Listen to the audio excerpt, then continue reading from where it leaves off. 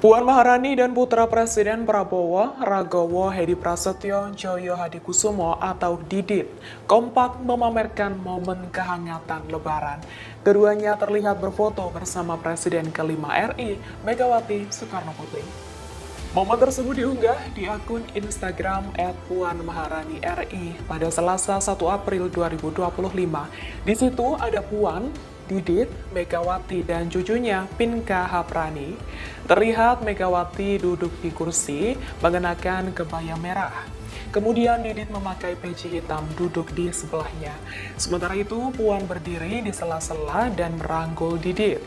Adapun Didit saat itu ikut halal bihalal Idul Fitri 1446 Hijriah di kediaman Megawati di Jalan Tengku Umar, Menteng, Jakarta Pusat. Download Tribun X sekarang, menghadirkan lokal menjadi Indonesia.